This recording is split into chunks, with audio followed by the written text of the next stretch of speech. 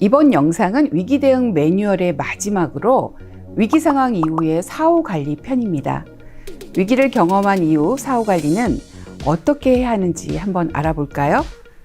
이번 영상에서는 기관, 개인, 외부 차원에서의 사후 관리에 대해 알아보도록 하겠습니다.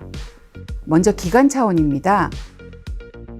기관에서는 보고 및 처리 절차를 위해 위기 대응팀에서 위기 상황을 논의하여 조직적으로 대응할 것을 지시하고 확인하도록 합니다. 기관의 피해에 관한 법적, 제도적 보장 절차를 수립하고 관련 데이터를 확보하여 피해 보고서를 작성하도록 합니다. 위기가 반복될 경우 해당 종사자에게 부담이 되지 않도록 담당자 변경 등을 검토하도록 합니다. 상황이 보다 심각할 경우에는 관계자와 법적인 조치에 대한 여부를 협의하고 조직을 대표하여 경찰에 피해 신고를 하도록 합니다. 기관 차원에서의 종사자 지원 부분입니다. 기관 내에서는 위기를 경험한 종사자를 비난하지 않도록 해야 하며 서로 공감하는 분위기를 만들도록 합니다. 기관에서는 종사자가 조직에서 고립되어 있는 상황은 없는지, 불면증이나 식욕부진 등의 외상후 증상이 없는지 일정 기간 관찰을 하며 지원하도록 합니다.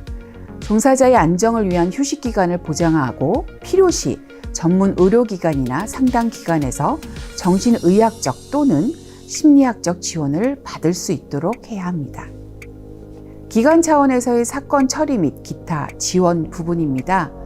위기 상황 정리 후 위험 행동을 행사한 이용자의 사건 처리 또는 지원 방안을 살펴보고 그동안의 지원에 대한 기록이나 담당자 및 관계기관의 정보를 바탕으로 향후 서비스에 대한 협의를 하도록 합니다.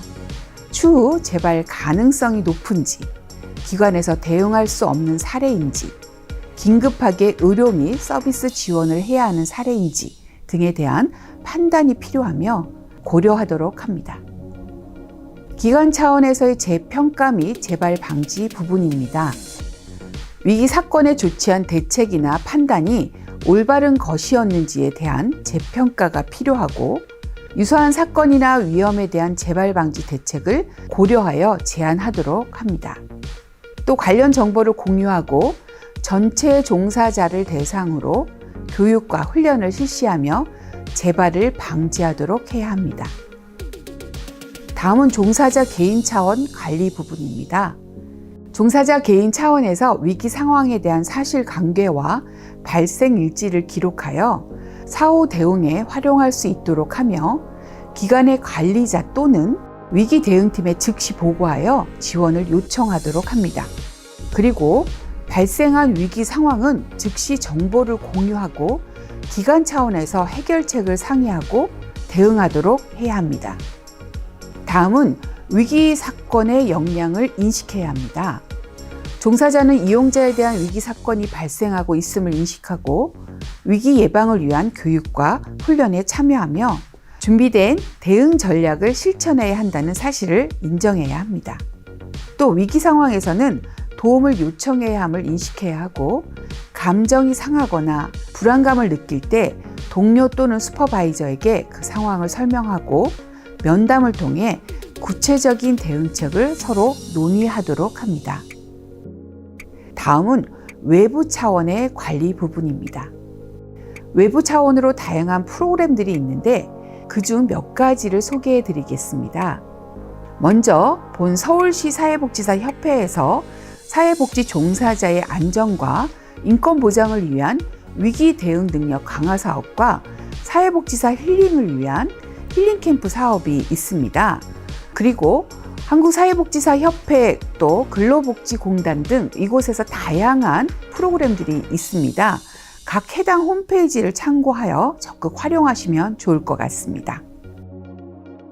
지금까지 사회복지 종사자의 안전과 인권 보장을 위한 위기 대응 매뉴얼을 10개 영상으로 다루어 보았습니다.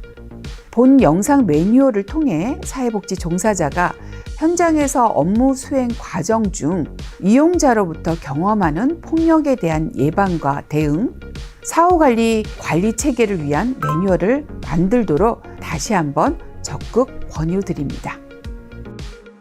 사회복지 종사자들이 이용자와의 관계에서 겪는 위기는 혼자만의 위기가 아니라 동료와 기관 그리고 지역사회가 함께 건너는 위기로 만들도록 노력하겠습니다.